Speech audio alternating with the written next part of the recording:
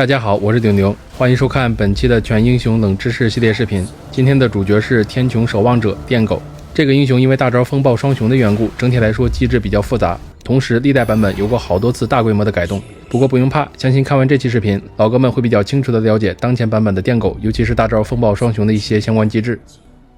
电狗的先天技能叫做神符灌注，效果是电狗不管激活哪种神符，都会同时获得持续4秒的恢复符的效果。即使激活的本身就是恢复，神符灌注也会触发，2个恢复的效果可以叠加。如果短时间内激活多个神符，就会有多个恢复的效果。需要指出的是，如果激活的是赏金符或者圣水符，神符灌注的效果只持续 2.7 秒。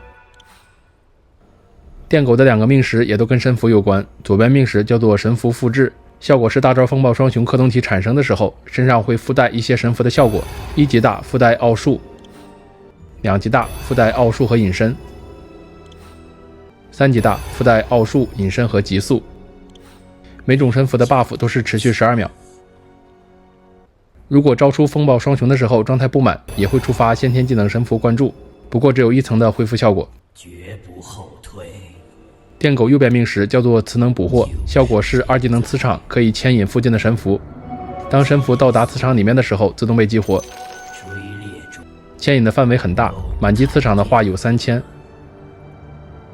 用不着满级，事实上1级磁场的1200码就足以做到让电狗在中毒一塔面前的位置就能把河道神符给吸过来。当场上有多个磁场的时候，会是一种非常真实且合理的物理反馈。这里可以看到，原本笔直被电狗牵引的神符明显受到了拉比克磁场的影响。如果拉比克这边多放几个磁场，那么就能直接改变神符原有的运行轨迹，因为此时神符受到的朝右侧的拉力会更大。如果2人释放磁场的时间和角度差不多，就会出现一种神符受力平衡的情况，停在2个磁场中间。磁能捕获命石还有另外一个效果，就是电狗每次激活强化神符都能获得 1.5 的永久全属性加成，激活神符的数量会显示在状态栏的这个 buff 上。大招克隆体激活神符也能给本体加，此时克隆体的属性不会立即一起增加。强化神符指的是6分钟开始在河道刷的符，激活赏金符或者圣水符没有永久属性，水人可以继承这个命石效果，不过只要切回水人形态，属性加成就没有了，即使再切回电狗，所以叠不起来。DOTA buff 显示，大多数的电狗玩家都会选择右边命石磁能捕获，占比 63%， 胜率也是明显右边更高。1技能乱流，单体减速加持续伤害。如果目标附近225范围之内有任意友军，则乱流伤害会失效。伤害有没有生效，可以通过身上一个很明显的特效看出来。所以中到乱流之后，记得赶紧跑到小兵旁边。电狗可以通过勾小兵仇恨的办法来反制。225的友军搜索范围比较小，基本得贴住才行。无敌状态的友军可以被搜索到，比如戴德大招替身靠近本体，可以让乱流伤害失效。隐藏不行，这里黑鸟关了自己之后，戴德就会重新开始受到伤害。对同一个目标使用多次乱流，效果完全叠加。不光是本体和克隆体的 debuff 可以叠，即使是本体连续使用乱流，也会是多个独立的 debuff。值得提一句的是，现在风暴双雄克隆体的3个技能跟本体技能的效果是完全一样的，就只有技能图标以及施加在目标身上的 debuff 颜色会略有区别，本体的亮一点，克隆体的暗一点。拉比克即使是对克隆体使用技能窃取，抽到的也会是本体的乱流图标。电狗的 A 杖是加强乱流，出了 A 杖之后，乱流 debuff 还会附带沉默效果，同时乱流的伤害更高，持续时间更长。沉默同样需要检测目标附近的友军，在每次准备挑伤害的时候检测，如果检测到有人，则伤害跟沉默都不会施加。2技能磁场，这个技能的效果改过无数个版本，加射程、加攻击、加魔抗、能弹人、控制弹道速度等等等等，这些都是之前有过的效果。现在不管是本体还是克隆体的磁场都只有2个效果，一是加攻速，2是100%的闪避。火猫无影拳打人的位置一定是靠近起跳点这边，所以站在这个位置可以规避掉无影拳的伤害。如果正常站在中间就不行，因为这种情况火矛打到电狗的时候人在磁场里面。面对无敌斩的话也可以这么放磁场，可以规避掉一半的伤害。最稳的还是2个磁场重叠着放，这样敌人几乎就没有角度可以攻击得到。磁场可以作用于非英雄单位，但是不能作用于建筑，所以奇迹哥那个经典的磁场守护遗迹的镜头目前是看不到的。视频开头演示的那段用的是老版本客户端。磁场也不能作用于守卫类单位，不过可以作用于新使，并且可以看到新使面板上的攻速其实也有被磁场放大。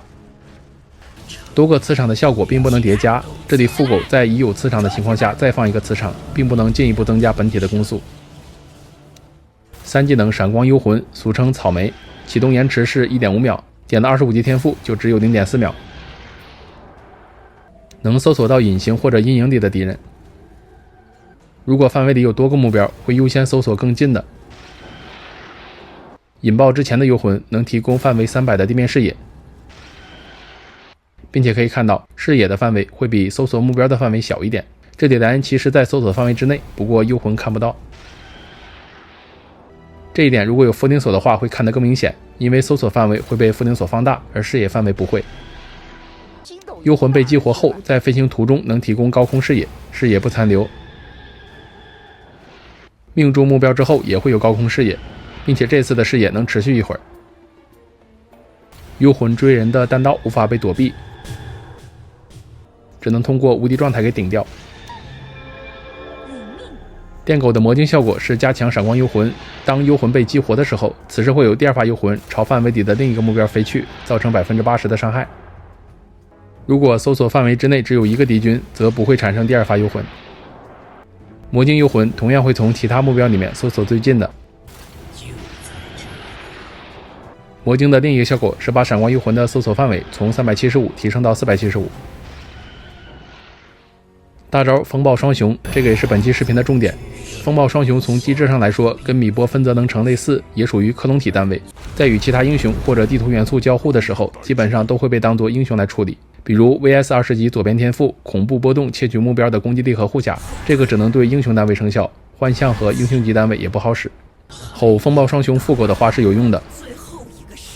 吼2个就是2倍的效果。再比如副狗可以像正常英雄一样激活神符、点前哨和观察者，也能抢智慧神龛，这些操作幻象和英雄级单位都做不到。需要指出的是，当副狗占智慧神龛的时候，己方获得的总经验值会受到影响。正常来说是占神龛的人和队里经验最低的人获得神龛的经验，如果是副狗占的，则只有经验最低的人会获得经验，因为副狗无法获得经验。风暴双雄和正常英雄相比还是有一些区别的，比如不能在莲花池采莲花，比如不能破掉对面的轨迹之物。需要指出的是，如果敌人是顶着副狗后开物，这种情况物会被秒破。与部分技能和风暴双雄交互的时候也会特殊处理，比如影魔支配死灵，英雄和小兵都能收魂，但是打掉风暴双雄完全不会增加灵魂数量。类似的 NEC 补兵或者击杀英雄都可以获得施虐之心的恢复效果，但是打掉风暴双雄没有施虐之心。下面聊一聊副狗的装备。副狗可以继承和使用绝大部分装备，并且主动物品的 CD 独立于本体，比如大根。不能继承的是那些消耗类的装备，比如瓶子、大药，可以看到副狗身上是没有这些装备的。铁树枝干算是个例外，可以继承并且消耗。银月严格来说也属于消耗类的，副狗可以继承，也可以尝试使用，但是喂不出去。肉山掉落的道具，副狗也是无法继承的，不朽盾、战旗、奶酪、刷新碎片都不行。刷新球做的特殊的处理，不管本体的刷新有没有在 CD， 有多少秒的 CD， 招出副狗时都会是从180秒开始转。然后圣剑和宝石副狗无法继承。点数或者充能型的装备没有特定的规律，比如魔棒就可以完美继承，本体的魔棒有几格，招出的副狗就会有几格，并且可以使用。骨灰的点数不能继承，副狗的骨灰一定是没有能量的，并且副狗也不能给骨灰充能。副狗可以使用点金，是自己独立于本体的充能时间。比如电狗刚拿到点金之后就用掉，然后招出副狗，此时副狗的点金是有一点能量的。如果上一个副狗的点金还没有赚好，那么即使主狗是2格的点金，此时召唤副狗，副狗的点金也还是没有赚好的。BKB 和盘子在副狗身上的效果跟点金类似，都是独立于本体的。比如本体 BKB 只剩7秒了，此时招出副狗，第一次使用 BKB 的话，会是9秒的持续时间。虽说是独立使用，但副狗使用装备会影响本体在10秒内全款卖出。比如在家里买一个全新的 BKB， 然后招出副狗使用，此时再卖掉就只有2000多的半价。还有一个细节是，副狗不会受到备用栏6秒延迟冷却的影响。这里本体把 BKB 从备用栏拖上来之后，立马招出副狗，此时副狗可以直接开启 BKB。聊完装备，我们再说一说风暴双雄这个技能。施法距离有700，可以选择副狗出现的位置，也可以双击或者智能双击，会出现在主狗的身边。如果萨尔在电狗招出副狗的4秒之内使用瞥视，副狗会被直接瞥回泉水。拉比克可以窃取风暴双雄，中途失去技能的话，克隆体不会立即消失，会持续满应有的持续时间。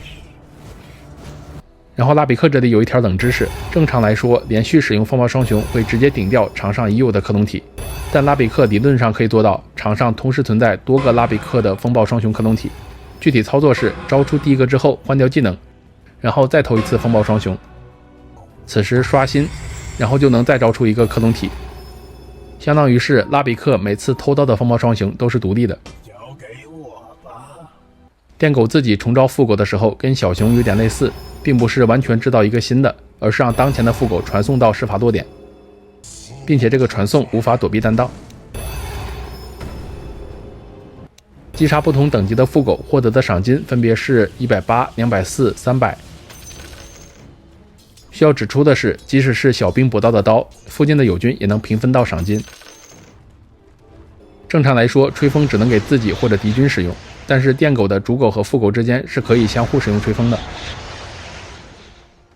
玩电狗有一个控制台的设置会比较有用，可以把 Dota Player Smart Multi-Unit Cast 设为 True。此时如果同时选中主狗副狗，可以做到不用切换单位就能连续使用技能。拿乱流为例，主狗用了乱流之后，即使技能面板这里显示技能进入了 CD， 但依然可以再次下达乱流的指令，因为此时副狗的乱流是可以用的。关于风暴双雄最后一点要说的是，副狗招出来的时候完全继承本体的状态以及各种属性，但是会持续受到一个惩罚的效果。首先是可以看到副狗的移速在持续下降，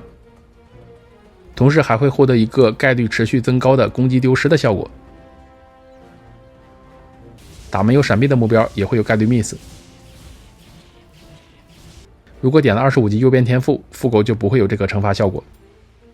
视频最后展示下电狗的英雄克制关系排行榜，因为电狗本身样本数量有限，所以相对胜率肯定有虚高虚低的情况，所以数据仅供参考。左边是最被电狗克制的，右边是最克电狗的。